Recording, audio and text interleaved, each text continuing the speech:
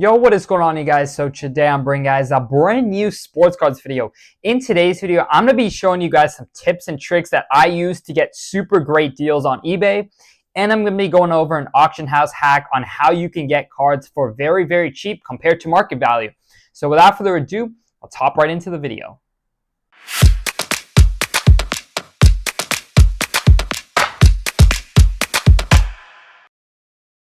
Alright guys, so the first big tactic that I use to try to find cards that just don't get many eyes on them on eBay and oftentimes sell for a lot less than other cards are using a lot of commonly misspelled names.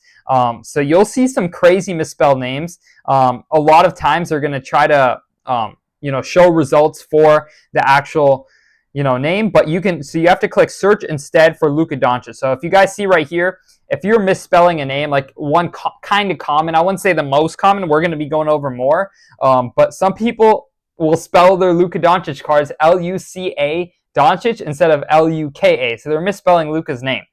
So if you search that up, it says including results for Luka Doncic rookie card with a K, the proper spelling, and then you have to click search instead for Luka Doncic with a C. A lot of these cards that go on auction are going to end a lot lower than if they were spelled correctly. I've gotten a lot of incredible steals on eBay because these auctions do not get seen by many, many people. As you guys can see right here, obviously I'm not sure what this card is worth, but there's no bids and it just doesn't seem to be having great search ability unless someone is actively searching Luka Doncic with a C. You're not going to see this card. And so there's a lot of cards that can go undercover and you can get some really great deals. So this is just kind of one tactic that I use and have found great success in. Just like some people will misspell players' names, will misspell team names, will misspell card names. So I do that quite a lot. You'll be super surprised at how many auctions are just totally butchered in terms of name. Even let alone sports cards, sports memorabilia as well. You'll see tickets, you'll see jerseys. A lot of people, for example, this couple of these, listings spell Klay Thompson with a C. So these listings are just not going to see the same amount of searchability as other listings. It can be even as slight as Steph Curry instead of Stephen Curry. So people who title their card Steph Curry instead of Stephen Curry, their searchability is going to be different. A lot of people are not going to see these cards compared to if they spelled their name correctly. So for example, this listing is Steph Curry rookie, so it's, a lot of people are searching up Stephen Curry rookie card, which most people would be. They're not going to see this listing. And so there's a chance that it ends under, what it would have ended if it was titled Stephen Curry. So it's kind of a little bit of a hack. I know, it's kind of hit or miss. You're not going to hit gold every single time, but a lot of the times you'll notice that if you're bidding on an auction where the name is misspelled, you can get some really great deals. I've done this quite a lot with Wemby. A lot of people will just not even type out Victor Wembanyama. They're just going to put Wemby rookie card. And so you can get some great deals because these, auctions or these listings are just not seeing the same names as, if they were to spell it correctly. So, it's definitely a tactic that I suggest using. If you got time to go into the, eBay holes and go through everything and figure out which you can get good deals on. So if you're trying to buy Victor Wembanyama Prism card, try searching up Wemby Prism.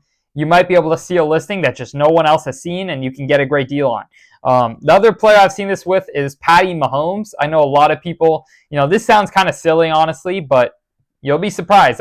I've gotten some deals from people putting Patty Mahomes instead of Patrick Mahomes.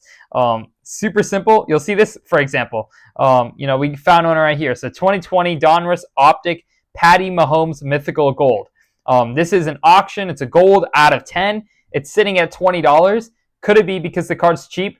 Could be, but it's still got days left. But I would be willing to bet that a lot less people are seeing this listing than if this was titled Patrick Mahomes. So this would be like a listing that I would search up and see what the last sales are, because if the last sales are like $100, $200 and you're seeing listings like this fall underneath people's radars, you can get great deals. And the card's the same. You're just getting the card for less because the seller did not do their proper work in listing the card.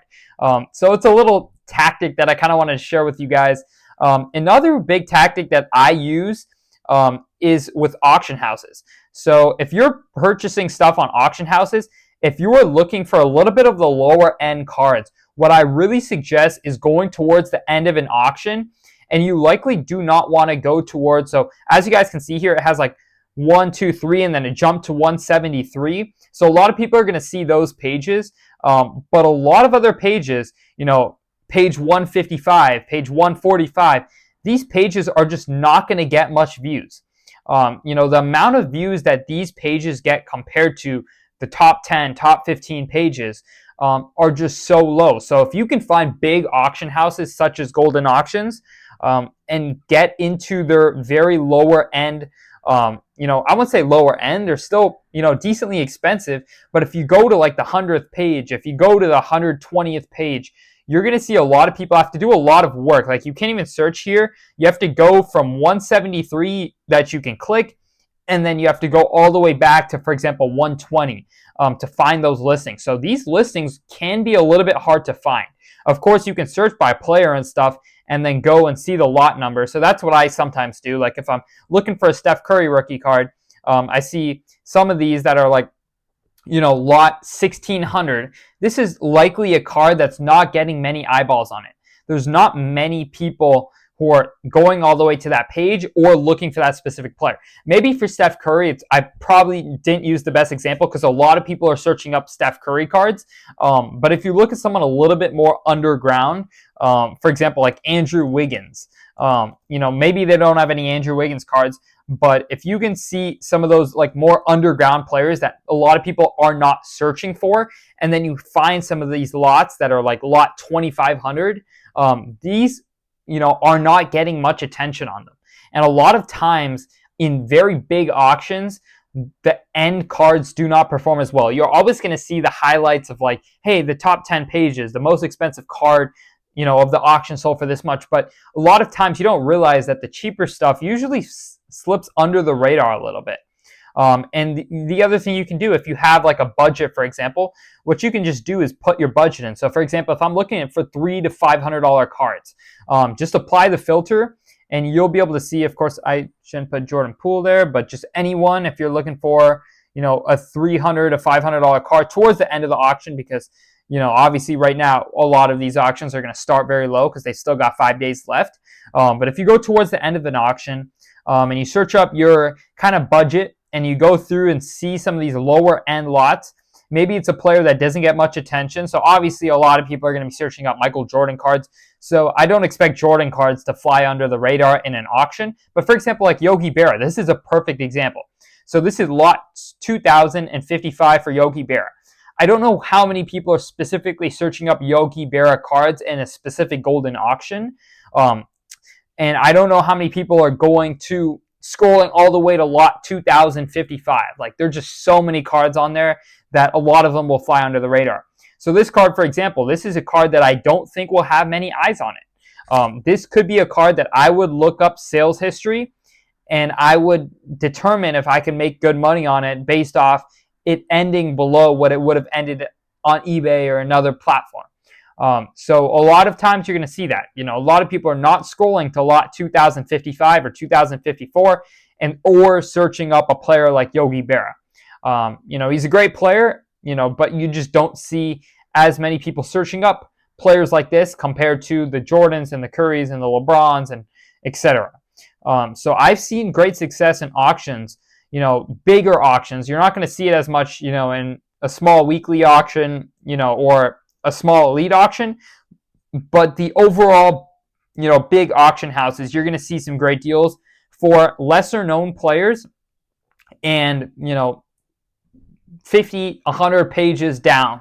Obviously the top 10 pages, everyone's going to see those, whatever it goes to automatically, in this case, 173, everyone's going to see page 173, but a lot of these in-betweens don't get touched unless someone's specifically looking up the player. So I hope that this video kind of helped you guys out a little bit. If you guys learned anything, let me know in the comments. Maybe you already knew all this, but for those that didn't, I hope you guys enjoyed this video. And if you guys enjoyed, make sure to drop a like and subscribe. I'd really appreciate if you guys could drop a like and subscribe, because we are putting in a lot of work into these videos, and it would mean a lot to me if you guys could show some support. So thank you guys so much for watching this video. Other than that, I'm out.